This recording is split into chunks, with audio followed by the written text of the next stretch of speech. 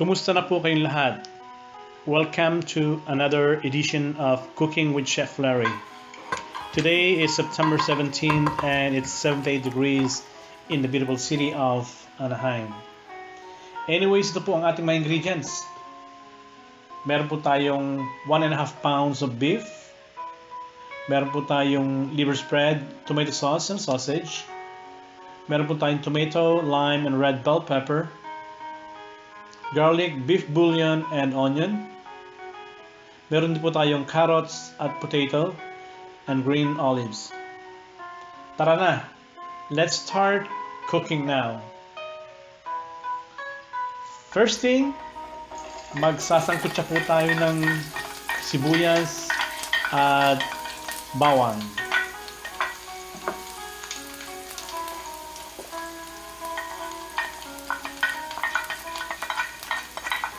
Igigasa lang po natin ito hanggang sa lumambot po ang ating sibuyas o ang onion. And then, isunod na po natin ang tomato.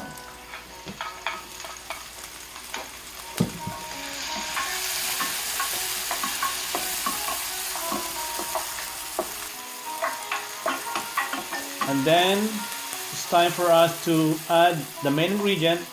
Ito po yung beef. And the Knorr beef cube. Ito pong Knorr beef cube, medyo salty na po ito. So hindi na po tayo maglalagay ng salt or patis. And then pigaan lang po natin ng half lemon. Konting lemon lang pong ilalagay natin.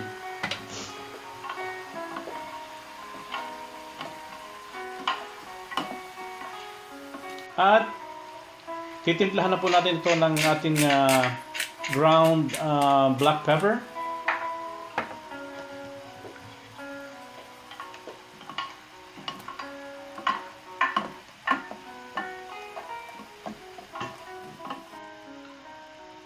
And then, ilalagay na po natin ang tomato sauce. Ito po yung 8-ounce can tomato sauce.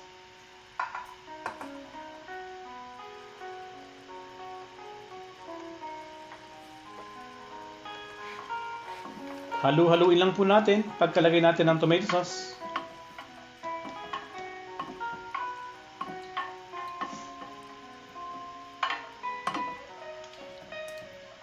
And then, isunod na po natin ito yung sausage. Ito po ay chicken Vienna sausage. Ito po ay available po ito sa mga Filipino food store here in Southern California. It's time for me to put large cup of water. Lalagyan din po natin ng chili, crushed chili. Pero yung ayaw po na maangang, pwede po natin skip tong ingredient na ito. This is optional.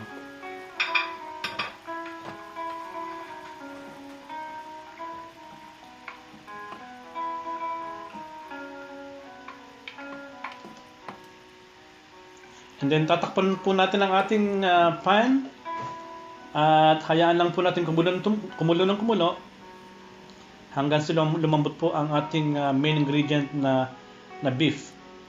Ito pong ating heat nasa mababa lang po. Medyo matagal po natin pakukuluan ang ating beef caldereta para po maganda po yung paglambot ng ating karne. Hindi po siya mabibigla sa apoy. And then, lalagyan din po natin ito ng liver spread. Pwede po kayo maglagay ng kahit anong liver spread. Pwede pong chicken, pork, or liver.